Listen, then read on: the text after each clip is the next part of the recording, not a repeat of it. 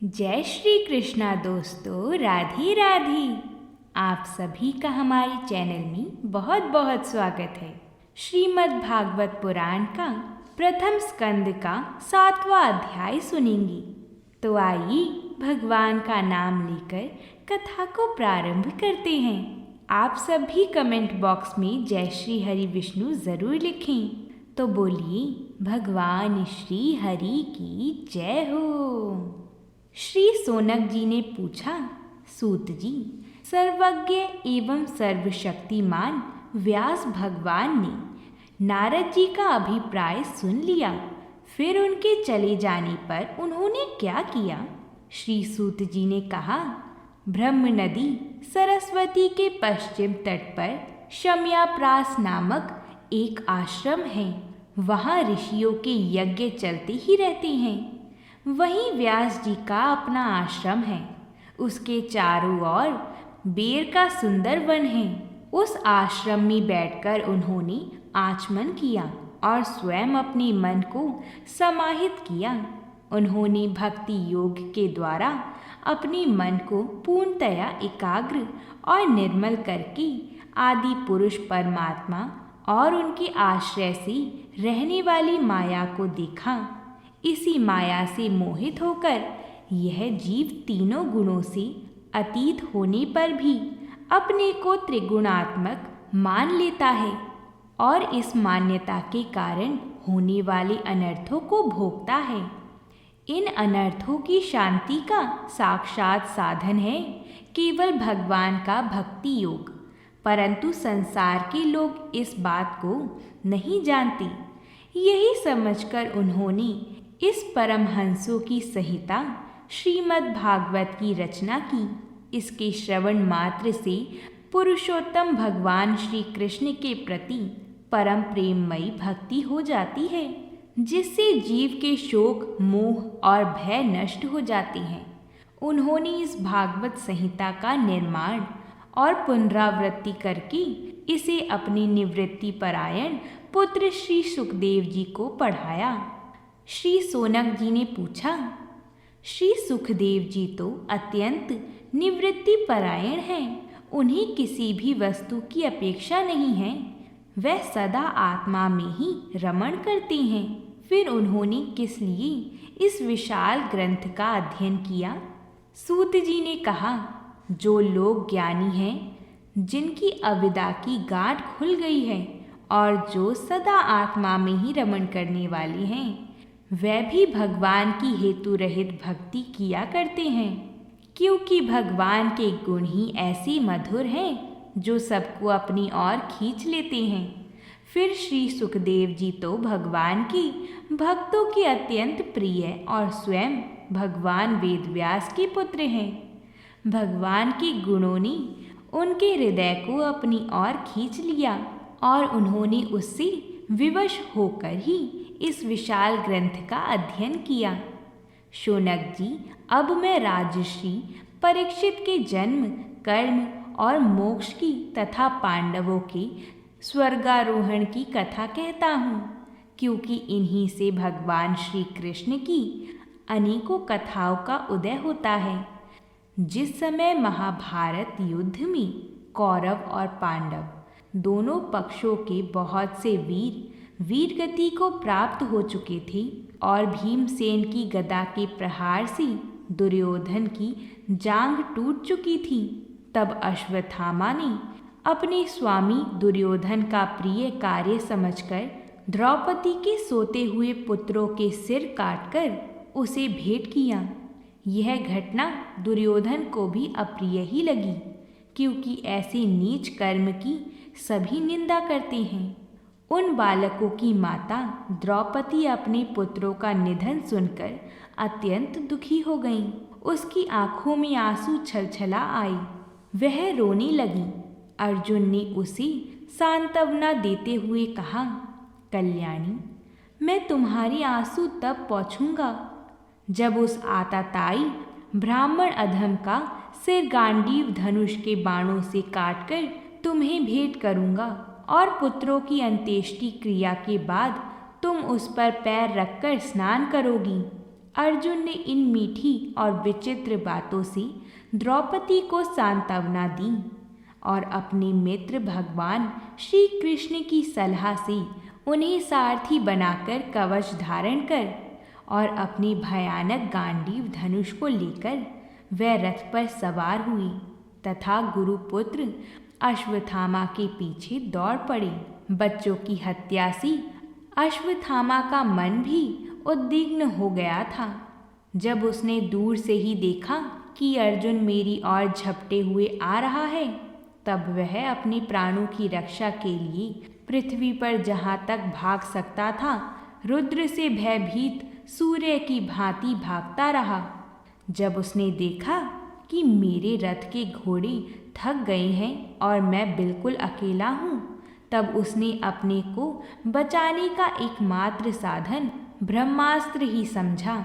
यद्यपि उसी ब्रह्मास्त्र को लौटाने की विधि मालूम न थी, फिर भी प्राण संकट देखकर उसने आचमन किया और ध्यानस्थ होकर ब्रह्मास्त्र का संधान किया।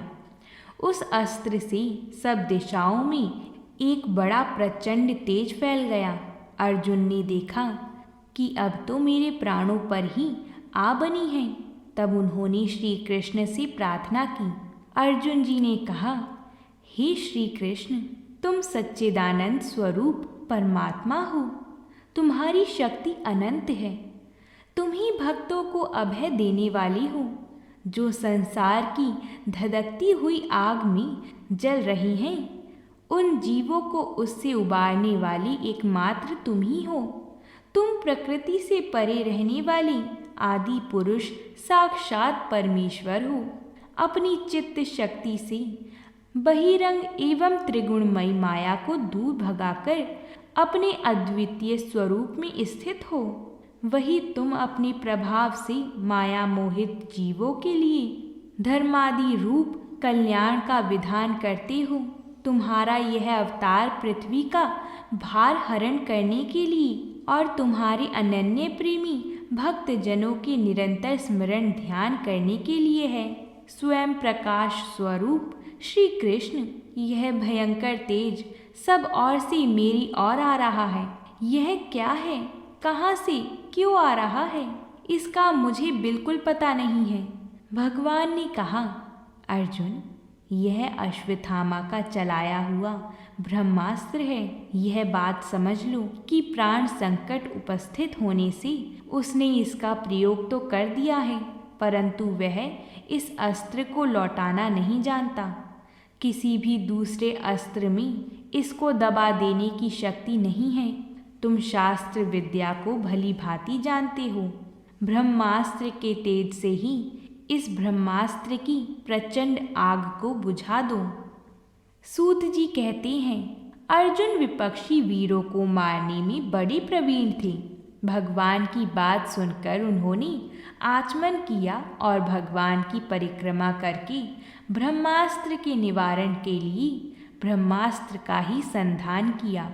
बाणों से वेष्टित उन दोनों ब्रह्मास्त्रों के तेज प्रलयकालीन सूर्य एवं अग्नि के समान आपस में टकराकर सारी आकाश और दिशाओं में फैल गए और बढ़ने लगे। तीनों लोकों को जलाने वाली उन दोनों अस्त्रों की बड़ी हुई लपटों से प्रजा जलने लगी और उसे देखकर सबने यही समझा कि यह प्रलय काल की अग्नि है।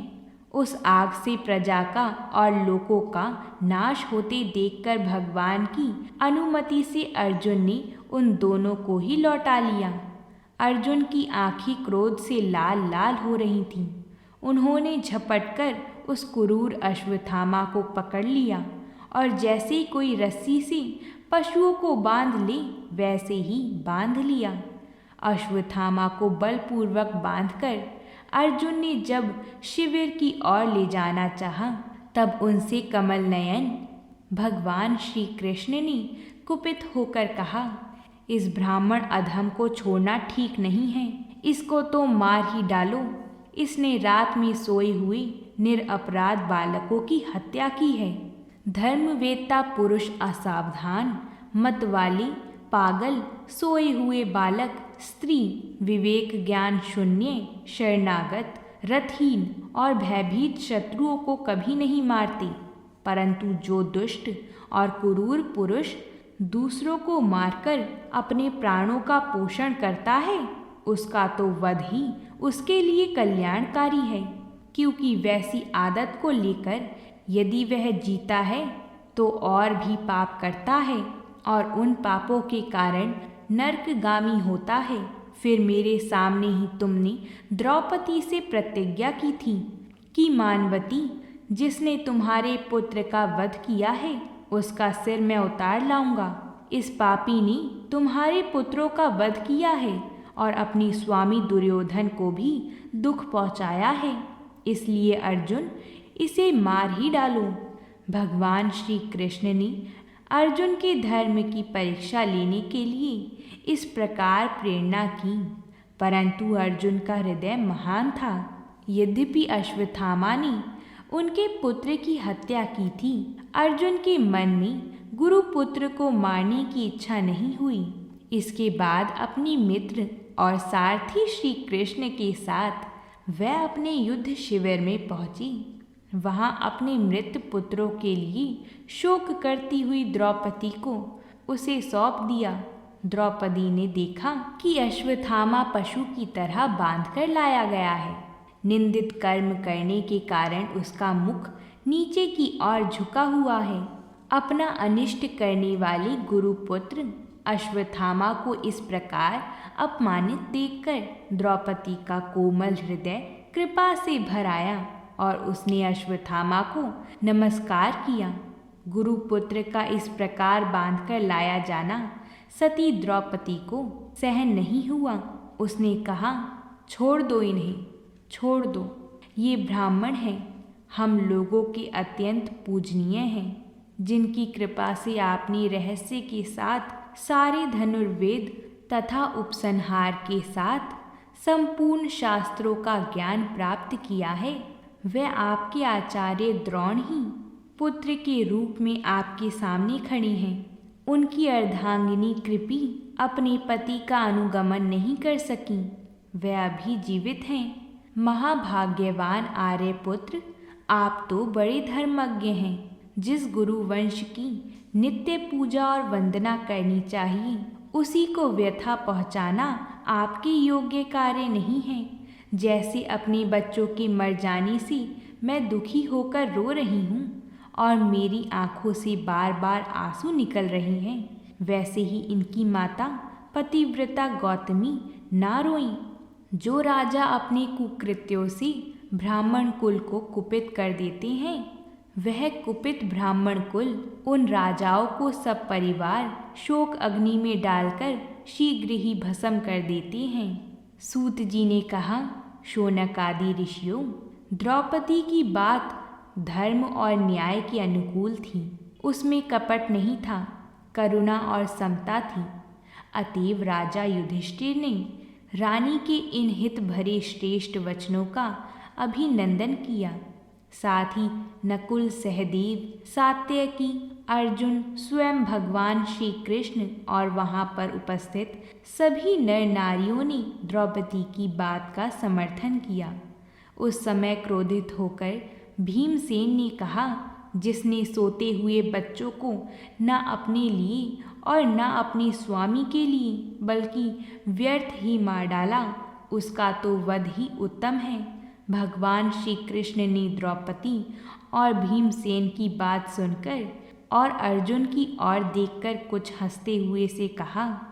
भगवान श्री कृष्ण बोले, पतित ब्राह्मण का भी वध नहीं करना चाहिए और आतताई को मार ही डालना चाहिए। शास्त्रों में मैंने ही ये दोनों बातें कही हैं, इसलिए मेरी दोनों आज्ञाओं का पालन करो। तुमने द्रौपदी को सांत्वना देते समय जो प्रतिज्ञा की थी, उसे भी सत्य करो। साथ ही भीमसेन, द्रौपदी और मुझे जो प्रिय हो वह भी करो। सूत जी कहते हैं, अर्जुन भगवान के हृदय की बात तुरंत ताड़ गई और उन्होंने अपनी तलवार से अश्वत्थामा के सिर की मणि उसके बालों के साथ उतार ली।